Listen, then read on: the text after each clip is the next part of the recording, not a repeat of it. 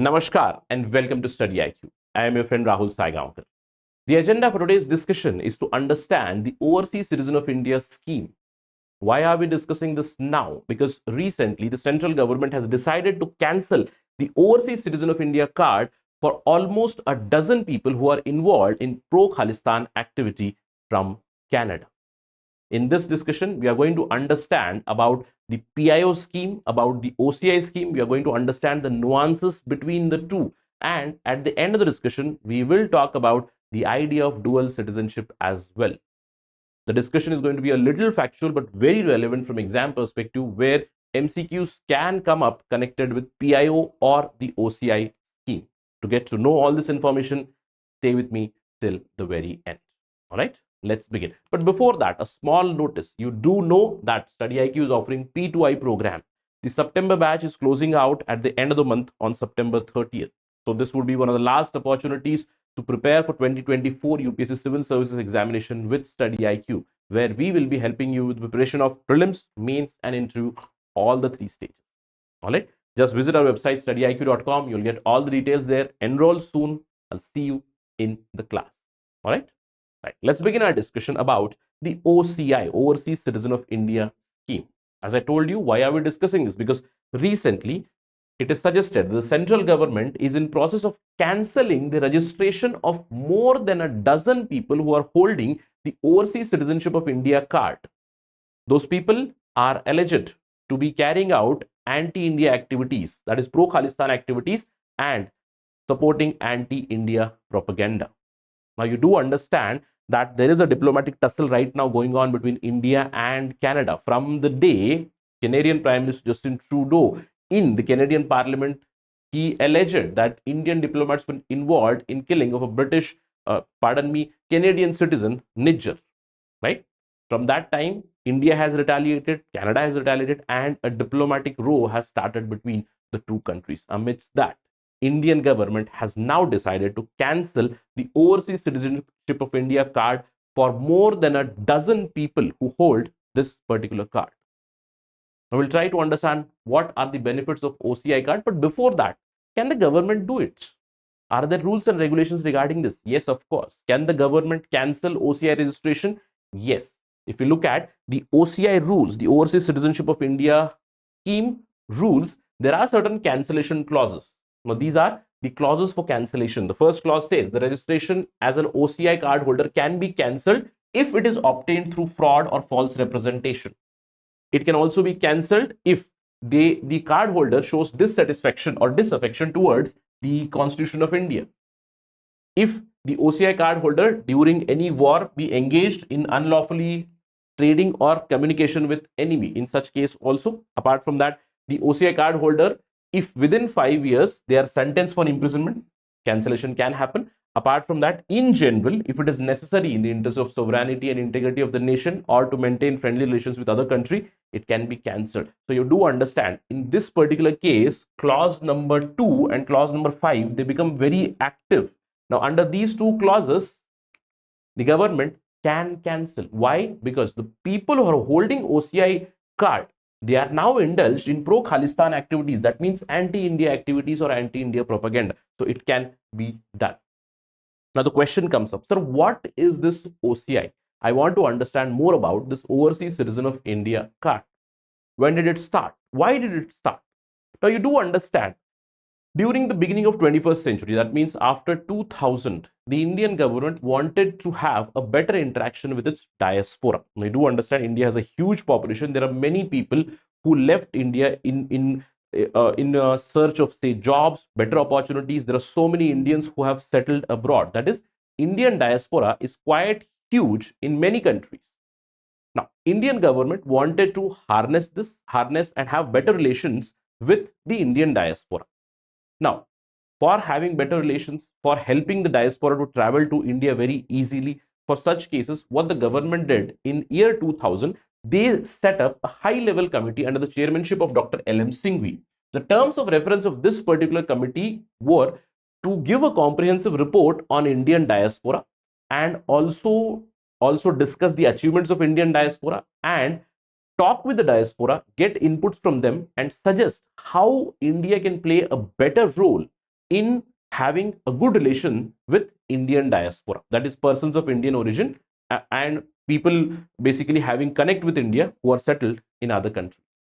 2 years later, the LM Singhvi committee, it submitted its report, and one of the biggest recommendation was to implement dual citizenship for India.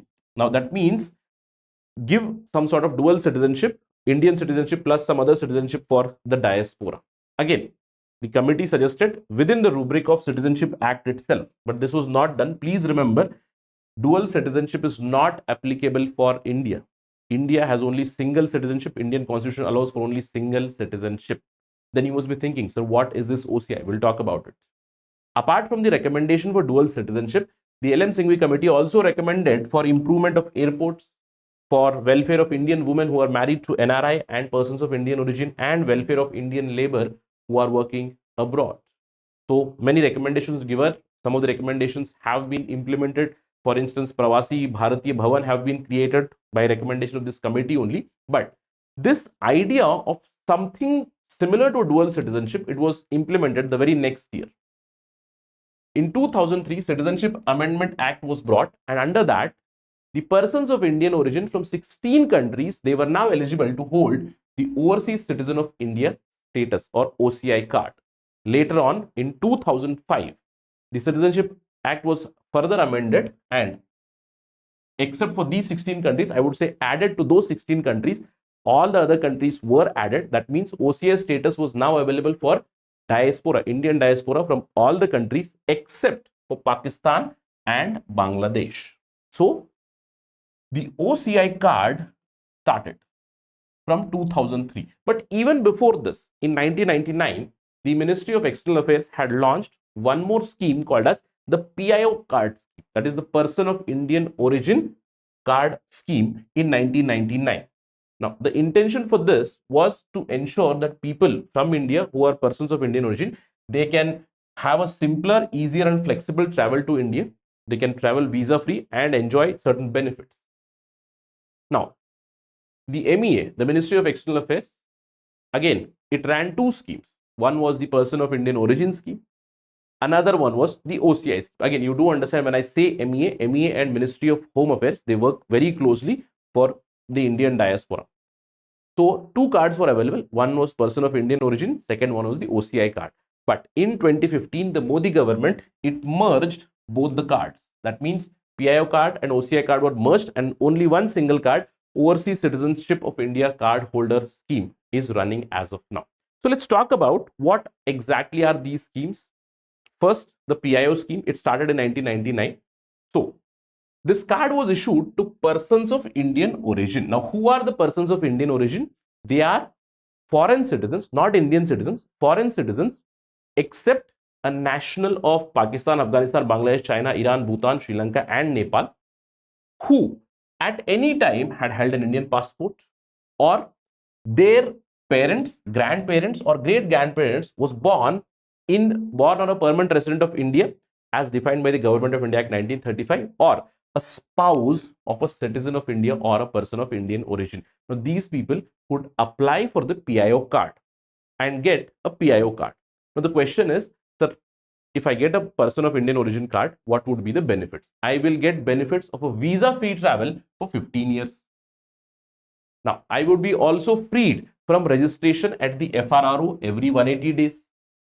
Apart from that, I would have all the benefits which the NRIs enjoy, non-resident Indians. That means Indian citizens who have stayed outside for more than 6 months. You do understand the NRI status is not defined in the Citizenship Act. It is defined in the Income Tax Act.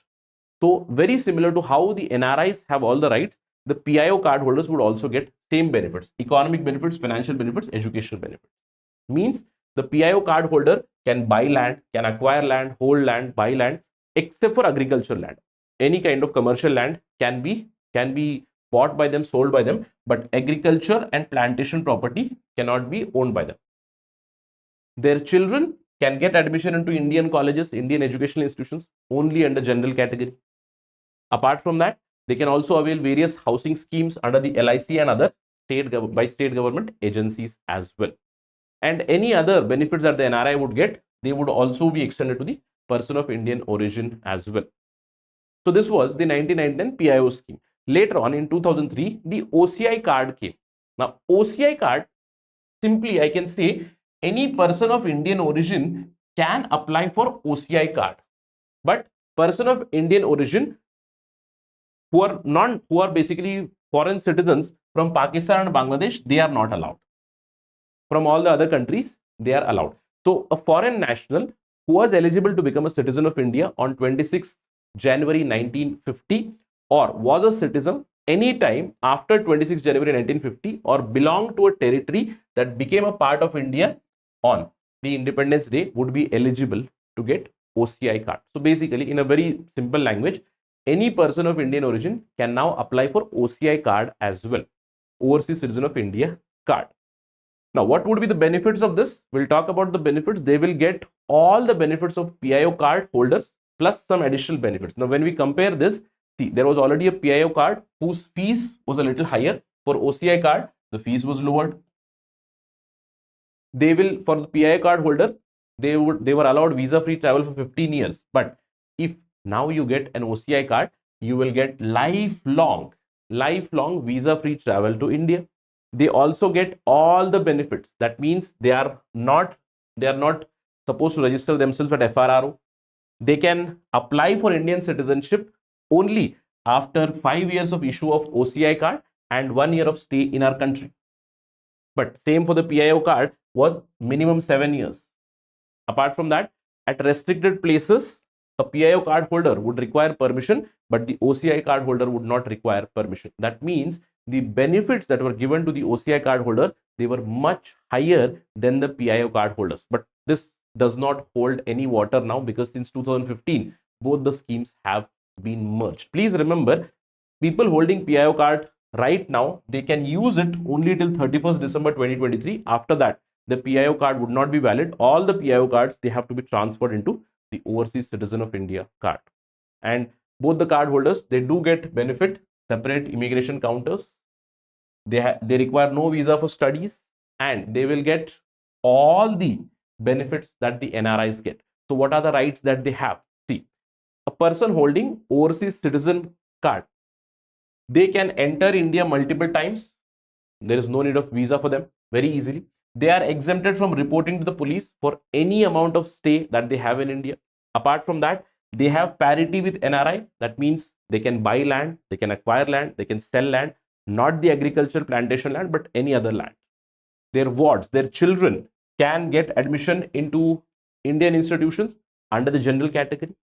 Apart from that, they will have easy adoption rules. They will be treated on par with resident Indians in terms of domestic airfare. They would be charged same entry fees as the Indian nationals at national parks, etc. They are also allowed to pursue certain professions. But remember, the OCI card holders or the PIO card holders, they will not be entitled for equality of opportunity in public employment. Their wards can only enter the educational institutions under the general category. They are not eligible for election to president, vice president. They will not be eligible for appointment as judge of High Court, Supreme Court. They are not entitled for registration as voter. They cannot vote. They cannot contest MLA election, MP election. They cannot become member of Rajya Sabha, member of legislative councils or assemblies. They are not eligible for public services as well. So they are like connected people. Of course, they are persons of Indian origin. They will have benefits very similar to NRIs, but they do not have all these rights. Yes, they can get their own PAN card. Yes, they can get their own Aadhaar card as well. They get all the documents. They can get license, etc. because they have to buy land. They can buy land. Their wards can enter into educational institutions, but these are some rights which are not available to the OCI card holders. Now, remember that OCI card holder or OCI scheme is not dual citizenship. Now, it might look as if Overseas Citizen of India, the term Overseas Citizen of India, it's a misnomer. It is not a dual citizenship model. This scheme is simply to have a better relationship with Indian diaspora.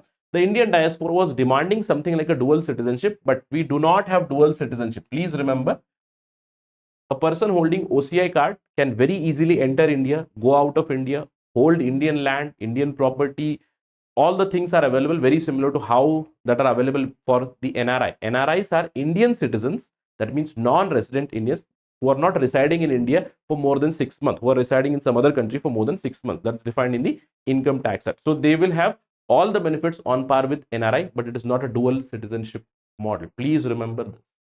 And why did we discuss all this? The OCI card can be cancelled by the Indian government, as we discussed the news itself. Now the OCI card of people who are indulged in anti-India propaganda, they are being cancelled, and they can be cancelled for these particular reasons. All right. So please remember, from exam point of view, what is the meaning of PIO? What is OCI? PIO and OCI have been merged from 2015, and the PIO card is only valid till the end of this year. After that, there would be no talk of a PIO card at all. There is only one card, Overseas Citizen of India card. All right. Right. So with that note, let me end my discussion. Thank you for watching this. Jai Hind.